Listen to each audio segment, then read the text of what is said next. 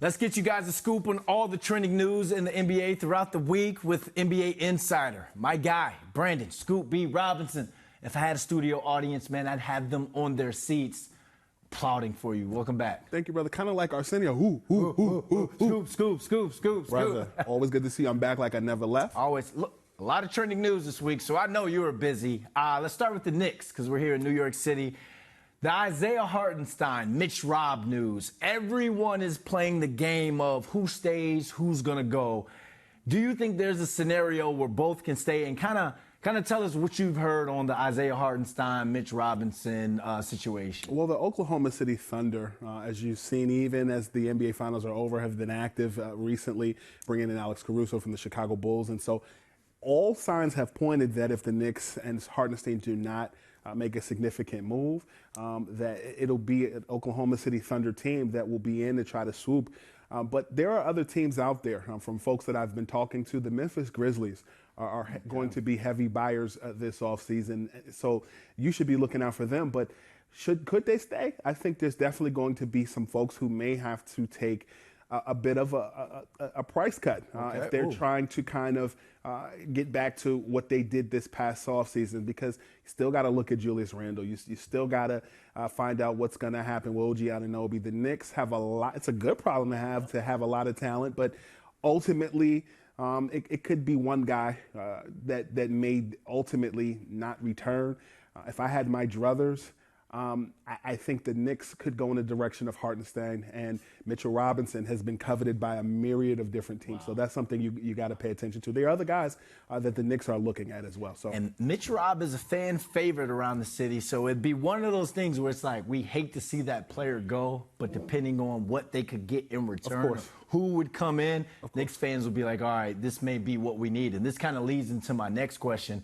What's the Knicks front office have to do this offseason to be able to go to the Eastern Conference Final and beat the Boston Celtics in 7 games? I think you definitely need a complementary wing to go alongside of Jalen Brunson. I think at points when you have such a dynamic point guard who can score, who can distribute and more, you need someone who can spell you in minutes.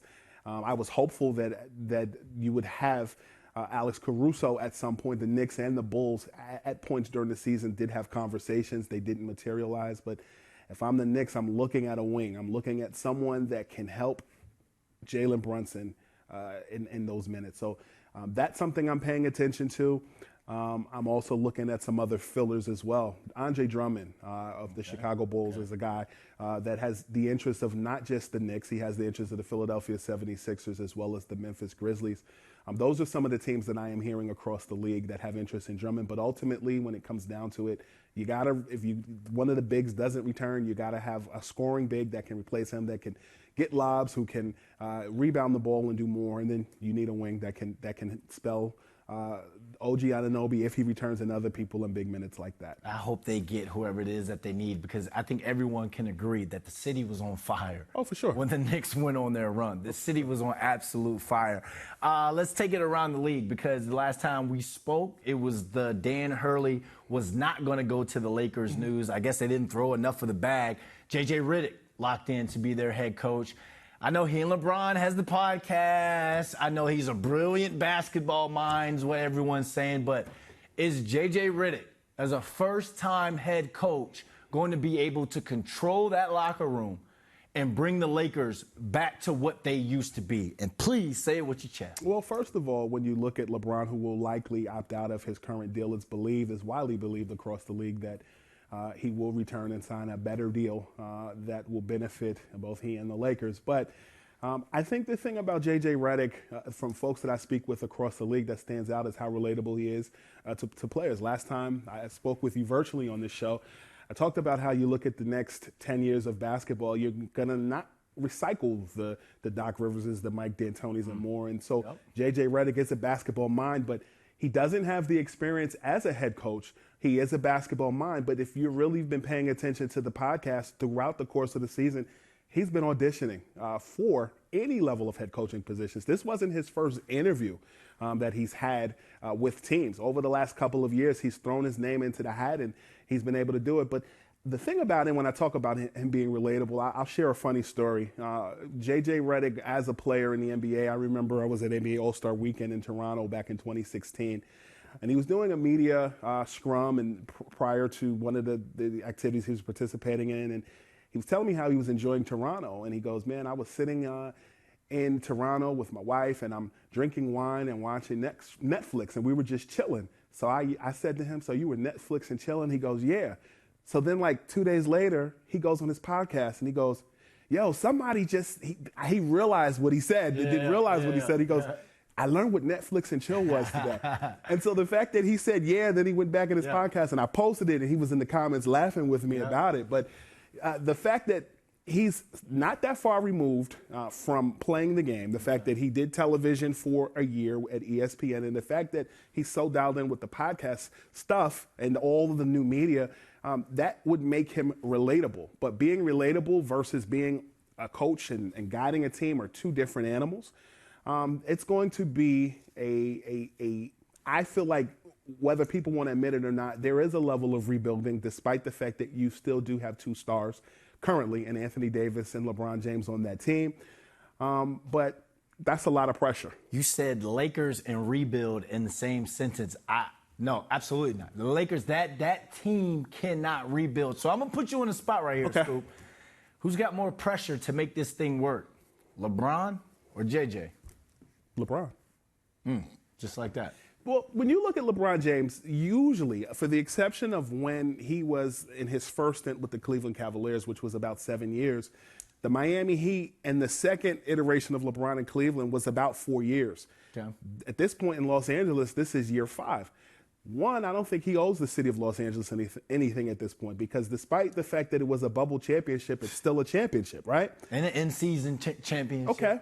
But at the end of the day, some would argue you're chasing personal accolades. Some would argue that you're chasing records, because the Western Conference is not any easier at this point. You're going to have to contend with a Minnesota. You're going to have to contend with a Denver. Memphis is on their way back with Ja Morant coming back. You have Oklahoma. You have Houston that is on the come up. So I have always felt that the Lakers were going to have to name a coach in place before the draft, because Bronny James and his draft prospects are there, one. And then two, LeBron opting out, Philly fits like a glove. Personally, I've always felt that teaming with Joel Embiid, teaming with Tyrese Maxey in Philadelphia was a lot easier, because I don't want to say the Eastern Conference is easier, but the Western Conference is more loaded at this point. So I always felt that the succession of J.J. Redick being named the coach, and then the happenstance of the Lakers drafting Bronny James at this point and LeBron opting in, he laid his cards on the table. I play Uno. I'm not really a spades guy, but laying the cards on the table, and this is what I have, the optics of sitting courtside in Cleveland and more. This is what you want. J.J. Redick has been auditioning for that job. But ultimately, if you're just chasing personal records at this point, you stay in Los Angeles. If you're looking for another championship, however, Philadelphia is a gleaming light. Okay, may have to run to the East, because like you said, the West is loaded. It's also young as well. Real quick, the Cavaliers still haven't hired their head coach. What are you hearing on that end, and what's the holdup? The chatter across the league from folks that I've spoken with, that it's neck and neck between J.J. Borrego, who is an assistant with the Charlotte Hornets, as well as former Brooklyn Nets head coach Kenny Atkinson. Kenny has auditioned and interviewed for many of jobs a couple of years ago, was looking at Charlotte, and but ultimately Kenny Atkinson does have relationships with Jared Allen during his Brooklyn days, as well as Karis LeVert. So I'm hearing that it's neck and neck. In my opinion, I think that Kenny Atkinson would be a great fit, specifically because he's won an NBA championship as an assistant coach on Steve Kerr's bench. So we'll see. You'll hear in the coming days what the decision ultimately is. But Donovan Mitchell, as a guy who has 1 year left on his deal, would definitely get a gem, Kenny Atkinson. So I'm hoping that is the decision that the Cleveland Cavaliers make. I was hoping you were going to say Sam Cassell, because it's like he's due. He's due. So I spoke to Sam. Sam and I text, and I asked Sam a few months ago, do you still want to go this assistant coaching route? He's of course won another championship as a member of the Boston Celtics, and he said his goal is to become a head coach in the NBA. But I think the right opportunity does need to come along. I'm not hearing that Sam is in that conversation.